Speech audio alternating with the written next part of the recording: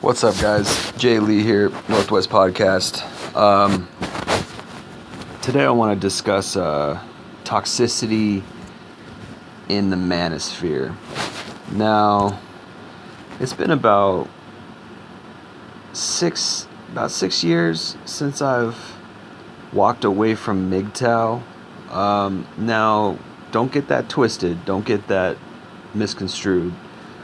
Because I have put the term or the letters MGTOW on some of my videos, even within the last few years. That doesn't mean I consider myself fully MGTOW. I've been on the fence with how I felt about being MGTOW, and I've always considered myself full on red pill. You know, I've taken the red pill. I'm a red pill man. That's what I consider myself as, but I haven't fully walked away, so I couldn't really consider myself a MGTOW. So at the most, I've only considered myself a purple pill MGTOW. So that's where I guess, nuance and detail, you kind of gotta decipher. Now, the reason I bring this up is because in 2014, the reason why I quote unquote left MGTOW was because there was a lot of toxicity in the MGTOW just whole manosphere. Okay, now when I say that, anybody listening to this, I want you guys to not go hard on me, because I've had my videos flagged before. It's funny because I can rail on and on about feminism and women and this, that, and the third, and none of my videos get flagged. But if I say one thing about MGTOW, if I make a video about MGTOW in even a slightly negative way, one of my videos will get flagged, and I'll get a content strike for hate speech. So I'd appreciate it if you guys did not do that. Okay, I appreciate it if you would be mature and listen to what I'm saying in a way that is understanding, and with understanding. And if you disagree with me, then you feel free to tell me your disagreements in the comment section. Feel free to disagree with me and just be mature about it, be an adult about it, and you and I can have our disagreements, but there's no need to flag my videos. That to me is beta. That to me is feminine. Oh, you're mad at me, so you're gonna cancel me, you're gonna try to take me down. First of all, I've got backups to all my videos, so if my channel gets taken down, which it won't because I don't have any content strikes. So even if I do get a content strike, you get like 4 warnings. So even if all my videos got taken down, I've got backups. So it's not like I'm concerned or worried about that. It's just, and this kind of leads into what I'm talking about actually. It's just I'm concerned about some men in the red pill and MGTOW community who are kind of toxic. And I'm going to use this example here of something that was shared. Now, it's interesting to meet guys in the MGTOW and red pill manosphere, and it's interesting to find out where they're at, because a lot of guys in the red pill MGTOW manosphere are actually in a good place. A lot of these guys are in a good place. Some guys aren't. Some guys are in a toxic place, and this is a perfect example. This is a perfect example here of why I left MGTOW in the first place. And I added this guy on Facebook. I'm not going to say his name, but I added him on Facebook, and he's a MGTOW guy. There's a lot of MGTOW guys on Facebook, and you can tell they're MGTOW guys because they have the MGTOW symbol, that street sign symbol, okay? Road sign symbol, right? The going your own way symbol. And now let me preface this by saying a lot of why I started getting into MGTOW in the first place 6 years ago was because of the truths that they shared. They shared great red pill truths. That's why I liked MGTOW. But once I got amongst the MGTOW men, and once I started to mingle and interact with them, I realized a lot of these guys are toxic, and a lot of these guys are actually the irony is I actually agree with some feminist tenets. Like, I agree with original feminism. Although sometimes I think, yeah, man, maybe we shouldn't have let women vote because they're voting for abortion and they're voting for more power for women in divorce court and all this stuff. So that's a question. That's, gosh, I don't know. That's a tough one. But I think as far as human rights is concerned, objectively, women should have the right to vote. Women should have the right to work. I'm generally fine with that. But where I draw the line, is on the radical feminism and all this other stuff. So, the other thing that I agree with feminism on is toxic masculinity. I do think there is such a thing as toxic masculinity. I do think, although I probably wouldn't call it toxic masculinity, I would call it some men who are toxic. I don't like the term toxic masculinity because that term as a whole is referring to all of men. It's kind of really a sad phrase because it basically paints all men as being toxic. Toxic masculinity, it implies that men and masculinity in and of itself is toxic. It's not at all. There's nothing wrong with masculinity. It's just some guys believe that being masculine equates to being a jerk, that being masculine equates to being really mean and rude to people or asserting dominance, and they think that being an alpha is putting others down, and that's to me is toxic. That's not an alpha at all. Actually, these guys are jerks in and of themselves, and that's probably why a lot of them are not doing well with women on the one hand. On the other hand, we have these real issues that we have with women, but it doesn't help you if you're an asshole. It doesn't help you if you put other people down to try to uplift yourself. I've always believed that there are men who are toxic. Although, like I said, I don't like using the term toxic masculinity. I don't like that term because it implies masculinity in and of itself is toxic. Anyway, so this is a perfect example here of what I'm talking about with some men who are toxic. This is counterproductive. So there are men in the manosphere who are sharing counterproductive information. Okay. Now, I've never heard Rollo Tomassi say anything like this. I've never heard, Donovan Sharp or,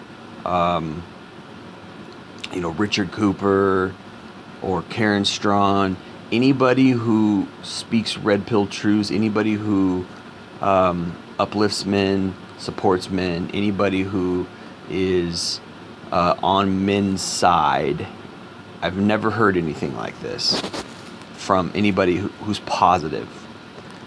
The people that I hear this from are very negative people, very angry people. Maybe they're still in their red pill rage, or maybe they're just jerks in and of themselves. But let me go ahead and read this so you guys can sort of understand where I'm coming from. Women will never love you for who you are. They don't care about your personal interests. First of all, I don't think that last part is true. They don't care about your personal interests. I think some women do. I think some women do care about your personal interests. That doesn't mean they're not still hypergamous. Just because she cares about you and just because she loves you does not mean she's not hypergamous. Okay? That does not mean that she still, isn't seeking a high value male. It doesn't mean that she still might monkey branch away from you. That doesn't mean that she could lose interest and lose her love for you if you lose your spot. If you lose your spot on the value spectrum, okay? She can still care about you. She can still care about your personal interests. It's just female nature is very selfish a lot of the time, okay? So he says women will never love you for who you are. That's debatable. I would probably tend to agree with that. I think that women love unfortunately, most women love on a survival mechanism. They love a man out of necessity, out of hypergamy, and out of him providing for her. Unfortunately, that's one of my biggest problems with female nature. So I agree with that first sentence. The second one I don't necessarily agree with, because I think a woman can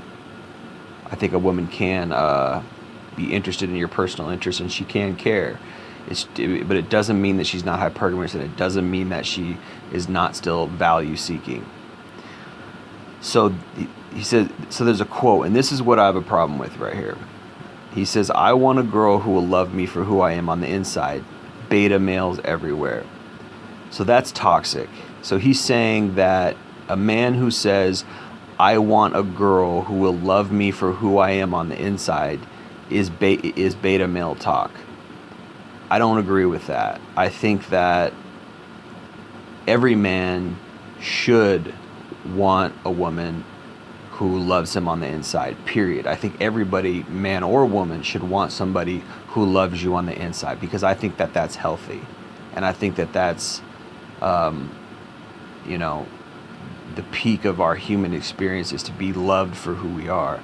Now, does that mean everyone's going to do that? Absolutely not. Does that mean everyone in the world is going to love you for who you are? Of course not, because the world is sick. The world is damaged. So, on the one hand, yes, you got to look at reality, which is that no, that's not going to happen. Not everybody is going to love you and care about you for who you are. But on the other hand, if you get into a relationship with somebody, you better make damn sure she does love you for who you are on the inside. That's not beta. Okay, and the problem with saying that, you know, men who want someone to love them for who they are is beta male. The problem with that is it makes guys perform. Oh, okay, she can't love me for who I am, so what do I got to do? I got to get money, and I got to get these things and do this and do that. So I think what he's trying to do here is he's trying to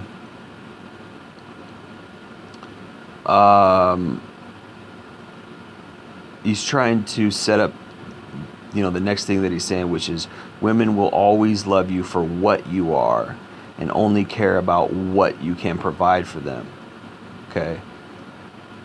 I want a tall guy with a large house, a fat wallet, a good job, and a big dick. Women everywhere. Right. So that part is mostly true. That part, you know, like I've always said, there's exceptions, but I think that women are value seekers. I think that hypergamy is like that. So the problem with saying that men who are beta, and then, you know, putting this out there. Now I get it that he's putting it in the context of, oh, we should just walk away, woo woo woo, you know, we should become MGTOW, and that's fine if that's your choice, that's your route. All power to you. But the problem with that, unfortunately, is a lot of guys read that and they think this is like a universal truth. A girl will never love you, woo woo. So what they do is they go try to make money and they go try to get a girl that way. That's not the right reaction to this. And that's one of my core things that I try to talk about. It's one of the core things that I try to say to guys is like, yes, take the red pill. Yes, read these truths in a non-toxic way, right? So like I said before, there are toxic males out there. And a guy who's saying a man who wants a woman to love him for himself is beta, that's toxic. Everybody should want that, whether you're quote unquote beta or alpha, whether you're the nicest guy or you're the toughest guy, it doesn't matter. None of that matters. It doesn't matter. Unfortunately, a lot of the quote unquote toughest guys are some of the most hurt guys. That the toughest guys are some of the most damaged guys. That's why they put on that veneer of toughness, is because they're so hurt, because they're so damaged, and they had damaged fathers, and their fathers were damaged, and so on, and their grandfathers were damaged, and blah blah blah. Right? They're around damaged men. They seek out damaged men, and that's a fucking problem in our society. That is a problem, okay? And it's something that I don't talk a whole lot about, but it's a problem. Damaged men, depressed men, men who are addicted to alcohol and substances, men who are angry, men who we are so damaged as men. We don't have the same outlets that women do. We don't have the same support that women do. A lot of times we don't support each other as men. You know, a lot of times we don't help each other as men. A real alpha helps other men. So yes, there's a lot of guys in MGTOW who are voraciously independent, who are extremely independent to the point of, you know, shoving it in your face. I'm independent. Like, I get it, man. But also, if you care about men, if you're in a group that's called, or if you're part of a, let's say it's a group, but if you believe in a philosophy such as MGTOW, it seems to me you would care about men. And if you care about men, then you're going to want to build men up, and you're going to want to help men. You're not going to want to, like, on the one hand, yes, we speak the red pill. You know, we speak the red pill, and men need to hear this. Men need to hear things like this because it's largely true. I wouldn't say it's uniformly true. I wouldn't say it's 100% true. I would say that it is largely true. But on the other hand, we need to figure out strategies for how to cope. We need to figure out strategies for how to heal.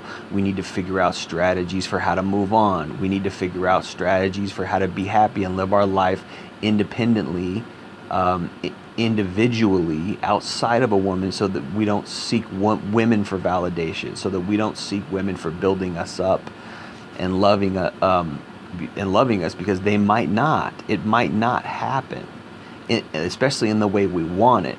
So the problem with this phrase here, when he says, I want a girl who will love me for who I am on the inside, that's a beta male everywhere, right? Saying that that's a beta male quote. The problem with that is guys who are more sensitive, guys who are like, you know, don't have a strong sense of self or self-esteem, they'll read that and they'll go, gosh, I don't want to be a beta male, so I guess I got to accept the fact that a woman won't love me, and then I got to, you know, perform somehow and make the money so that she will love me. And like, that's not the right answer either, you see.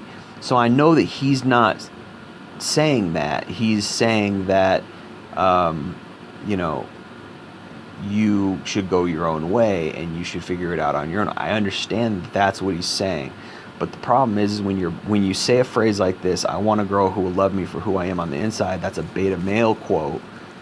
That the problem with that is, again, that's not a beta male quote, right?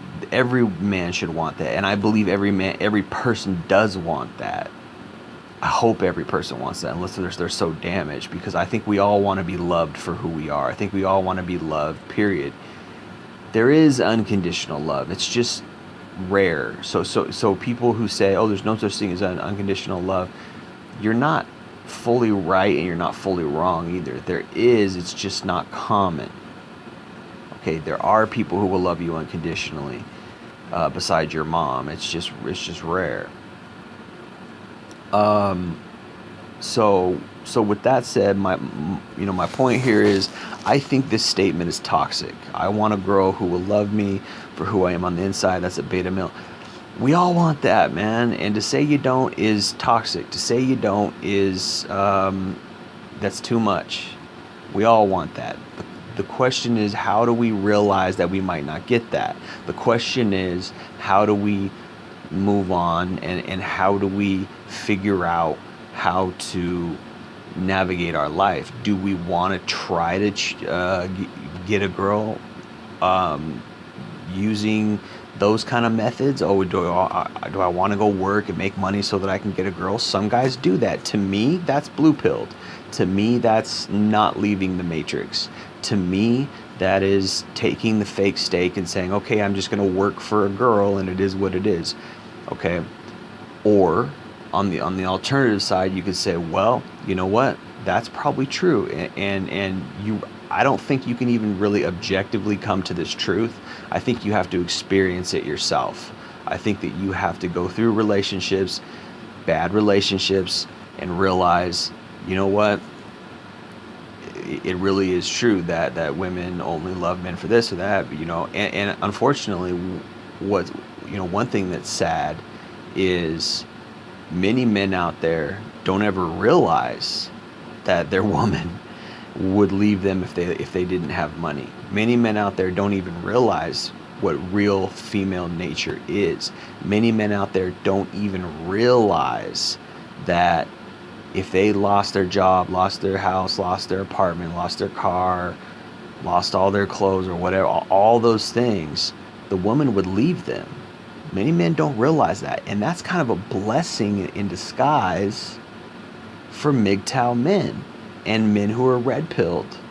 It's a blessing to know that, because because we've been rejected and we've been, whether we were poor or whether we were sick or whether, whatever, for whatever reason, or whether we got cheated on, or there was a girl who cheated on us for a guy who was better looking than us or had more money than us, whatever.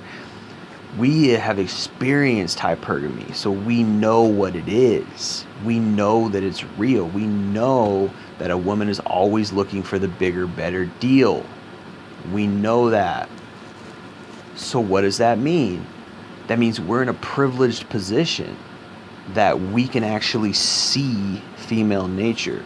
A lot of these guys out here, a lot of these men out here who are in so-called loving relationships, so-called loving marriages, etc., they don't realize that the only reason, I don't say the only reason, but the fundamental, essential reason the woman is with you still after all these years is because you are fulfilling a biological imperative in her.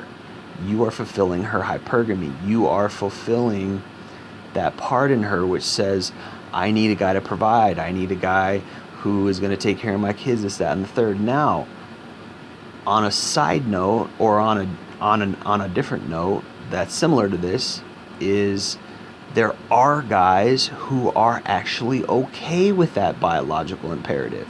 There are guys who actually agree with this, and they're fine with it. They're fine with knowing that a woman is only around because he has money. They're okay with that, and they still think that that's love, or they still love the woman, and she says she loves him, and he still believes it.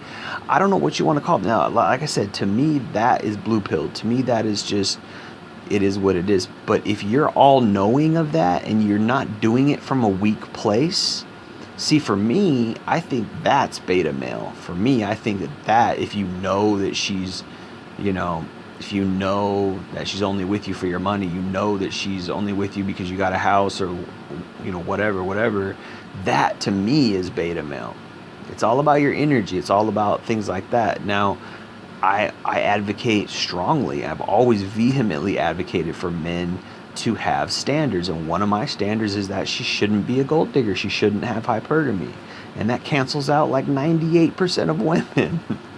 Right? So my only option is to find a unicorn. My only option is to find a woman who's of higher status than me. Now, it does happen. I've seen it. I've met families and couples who live together, and the woman is a higher earner than the man, and they still love each other. I've seen it. I've been in a lot of people's houses in my life. I've visited lots of people. I've had lots and lots of interactions with lots and lots of different types of people. It does happen. It's just rare.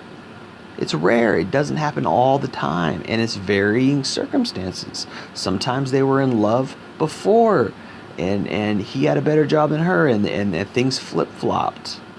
Sometimes,